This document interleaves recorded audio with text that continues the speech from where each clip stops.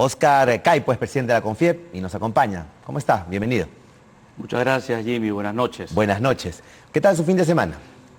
Bueno, aprovechando el fin de semana largo, pero luego los acontecimientos el fin de semana han hecho que tuviéramos que estar activos, emitir un pronunciamiento y estar aquí. Así es. Y antes de ir con el pronunciamiento, quería hablar justo le preguntar el fin de semana, porque había esta noticia del ministro de Interior. ¿Cuál es su opinión respecto, como usted presidente de la CONFIEP, lo que ha pasado?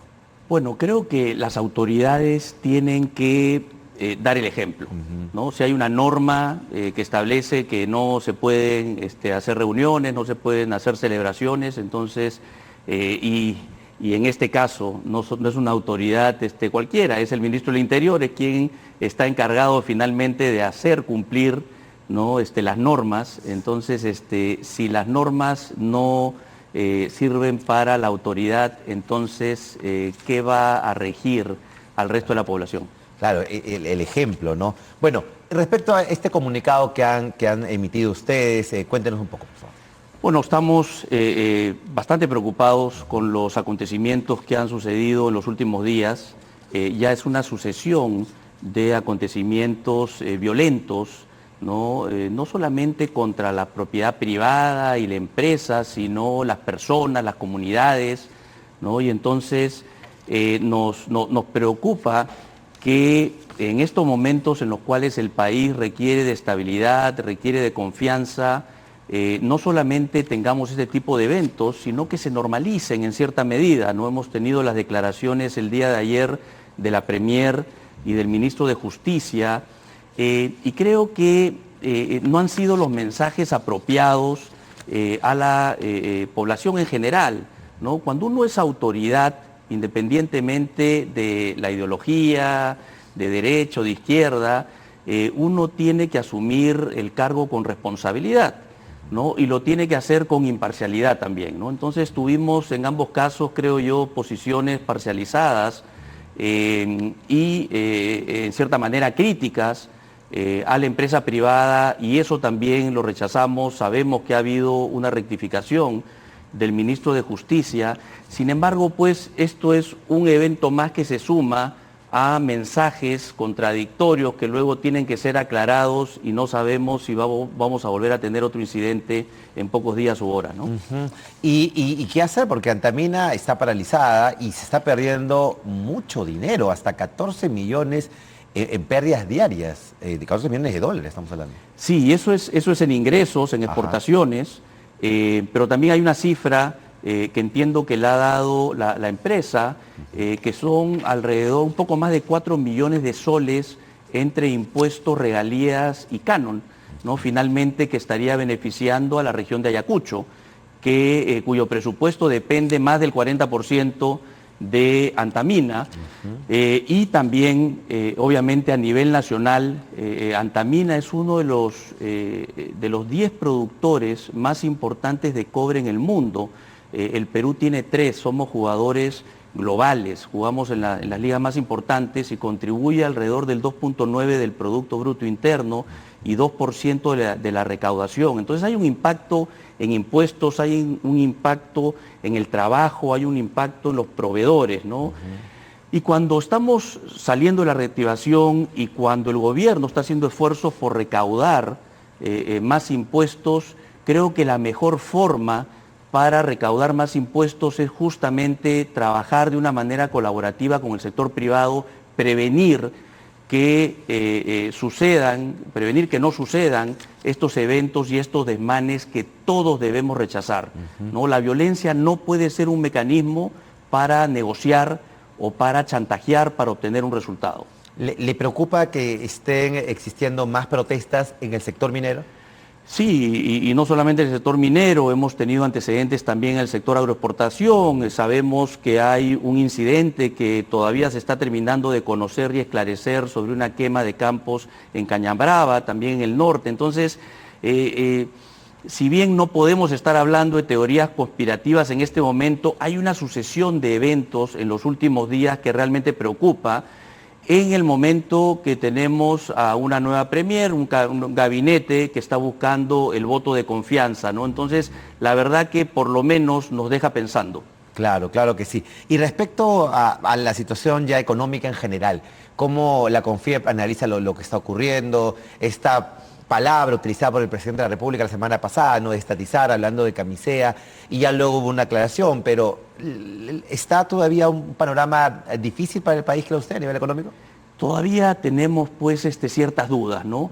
No estamos en el nivel de tensión que tuvimos con el primer gabinete, el gabinete del señor Bellido, que nos llevó al país en general, no solamente a los empresarios, sino también a los políticos, al Congreso, a niveles de tensión nunca antes vistos aquí en el país, ¿no?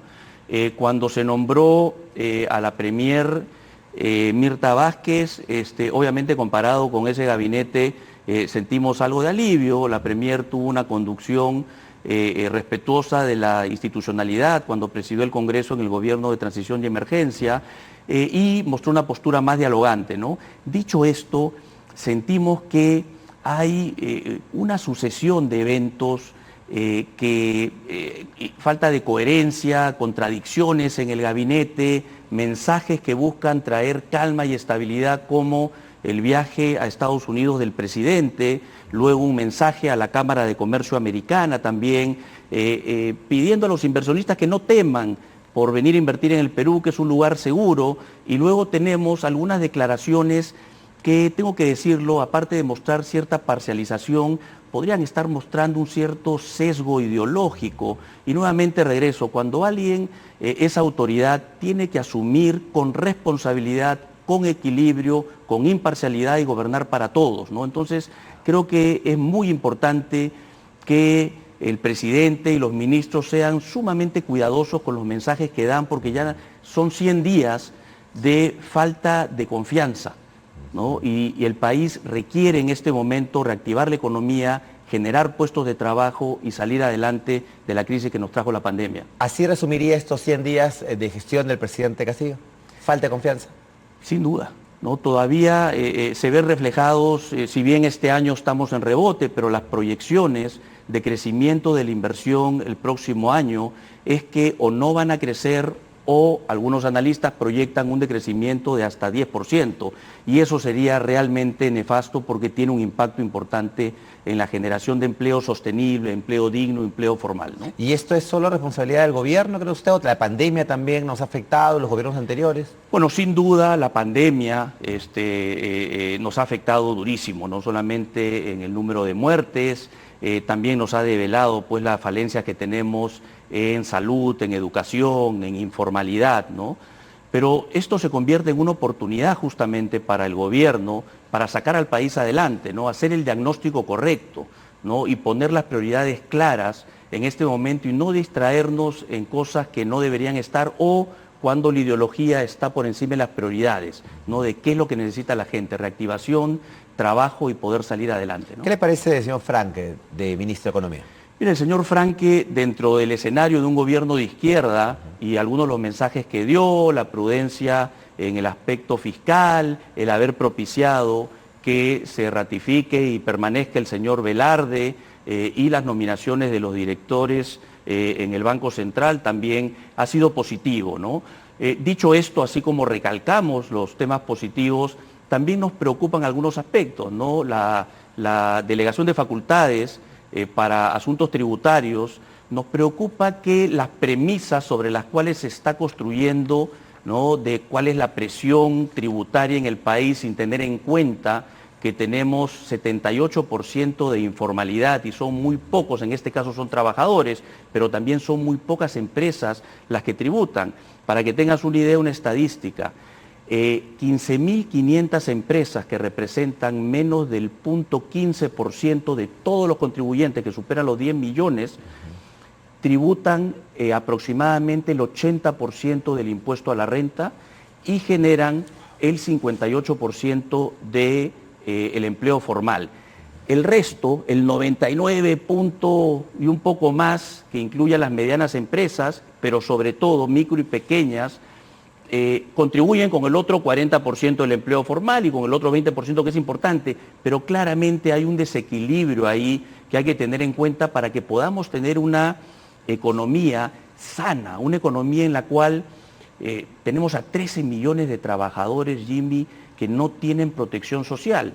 Y entonces cuando escuchamos Agenda 19 y escuchamos la reforma tributaria que solo se enfoca en el 20% o 21% que tenemos hoy en la formalidad, la pregunta que nos debemos hacer es ¿qué pasa con esos 13 millones de trabajadores que no tienen seguridad social, vacaciones, CTS, Seguro Vida Ley, solamente tienen el acceso al SIS, que sabemos que no es tan bueno como es salud, o una EPS del sector privado, ¿no? Entonces, hace falta que hagamos un buen diagnóstico y nos enfoquemos a sacar el país adelante, generación de empleo con formalidad, ojalá.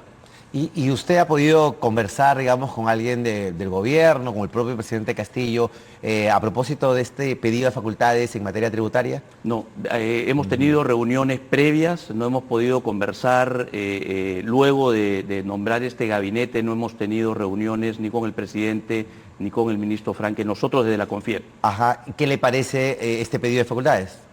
Bueno, creo que en la medida que no se aborde, como mencioné hace un momento, se usan las premisas correctas y el diagnóstico en el que debemos enfocarnos, creo que va a ser difícil, ¿no? Seguramente el Congreso va a tener algunos cuestionamientos, finalmente es una prerrogativa del Congreso brindar esa delegación de facultades. Creo que no sería la primera vez que no se dan, ha habido casos en los cuales pues, se ha dado celeridad a los proyectos de ley para que puedan salir, pero que requieran un debate, ¿no? Una reforma tributaria tiene un impacto que perdure en el tiempo, ¿no? Entonces es algo que en 120 días y sin, digamos, el diálogo y el consenso para algunas medidas quizás podría ser hasta algo peligroso, ¿no? Ahora, usted dice que no se han dado algunos casos, ¿no? Este pedido de facultades. ¿Usted cree que ese es el camino de este Congreso? No sé, otra opción puede ser que sean sumamente acotadas, ¿no? Y que se las hagan muy específicas. Hay algunos temas que obviamente los vemos como positivos, ¿no? Que no se genere la percepción que como empresarios, ¿no? Lo que no queremos es pagar más impuestos, lo que queremos es que si ese 21% de trabajadores, ahora hablamos de la dimensión trabajadores, claro, paga más impuestos, esto se convierte en una barrera para que el 80% que está fuera del sistema pueda transitar hacia la formalidad. Entonces, tenemos que hacerlo progresivamente y estamos en el medio de una crisis. Creo que es una receta que pocos economistas recomendarían en la salida de una crisis cuando se quiere reactivar la economía, hacer una reforma tributaria, ¿no? Leí hace unos días que hay un pedido para vacar al alcalde de Lima, que se va a debatir el 15 de noviembre, si no me equivoco. Un pedido de estos en el municipio, vacar a la máxima autoridad de Lima, ¿genera desestabilización, cree usted, o no? ¿O es un incidente, digamos, pasará lo que pasara con el alcalde separado de la economía? No había escuchado esa, creo que he estado con mucha atención al gobierno central y al Congreso. Yo creo que en este momento cualquier tema político que genere desestabilidad, ¿no? En el país y que vaya en contra de la generación de confianza, de que nos podamos enfocar en trabajar, creo que es negativo, ¿no?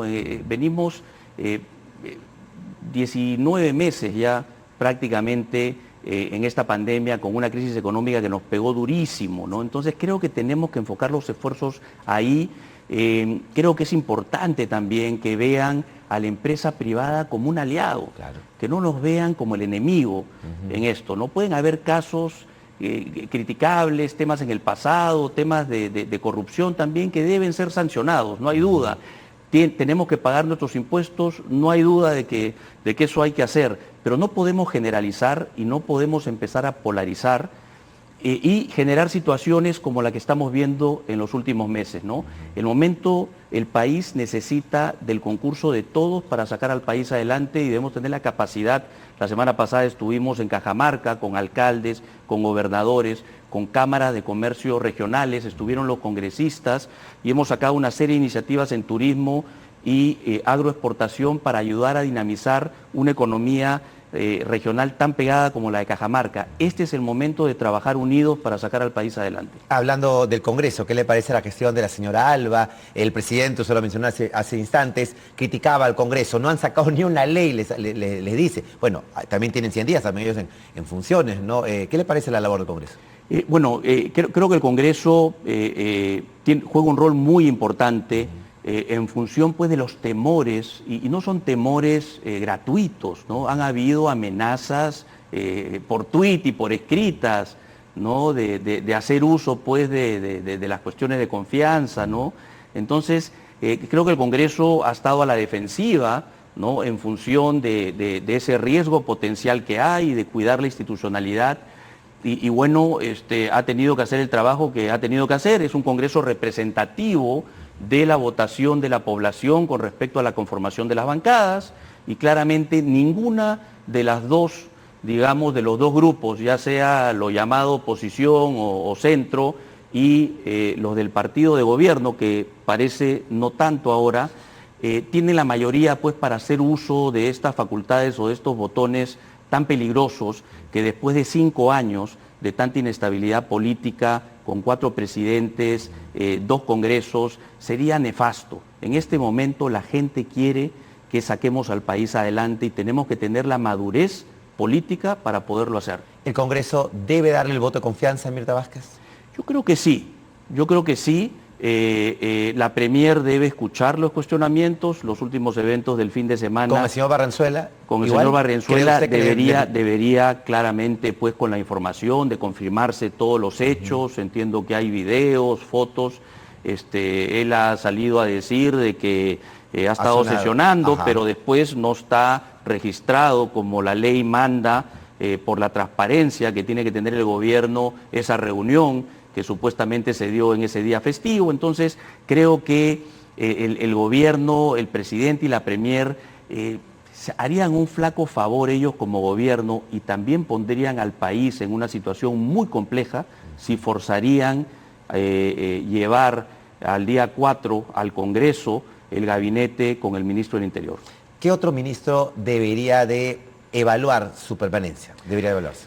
Hay cuestionamientos también con el ministro de Educación, ¿no? La educación es muy importante. Creo nuevamente traer temas ideológicos, cuestionar la meritocracia, el avance que hemos tenido en materia de educación en los últimos años, que ha sido muy duro y que inclusive ha afectado pues, a sectores empresariales que han cuestionado, pero era necesario hacerlo, ¿no? Entonces creo que tenemos que poner los intereses del país por encima de los intereses políticos e ideológicos. A ver, me pasan un tuit de Vladimir Cerrón, solo lo ha leído hoy en la mañana. Él señala, CONFIEP conspira contra el gobierno, ahora le pide solución a los conflictos sociales que ellos mismos generan. La ola antiminera se expandirá de no respetarse los derechos comunales. La protesta se justifica. ¿Qué le parece? Bueno, yo he tratado de no referirme y responder al señor Cerrón en otras oportunidades, pero rechazamos declaraciones de ese tipo, ¿no? Más parece que el señor Cerrón estuviera conspirando contra este gobierno y el voto de investidura que se va a dar el día 4 de noviembre, ¿no? Donde han amenazado de que su partido no le va a dar el voto de confianza, ¿no? Entonces, creo que más allá de eso, prefiero no comentar más, pero en este momento lo que nosotros necesitamos es trabajar. Nosotros le hemos dado mensajes al presidente, a los ministros, nos hemos puesto a disposición qué podemos hacer, dónde nos necesitan para sacar al país como aliados, para adelante. Como aliados de empresariado, también empujando el auto. No hay duda. Empujando el auto llamado Perú. Gracias. Gracias por haber venido por aquí, por haber conversado con nosotros. Era el presidente de CONFIEP, Óscar Caipo.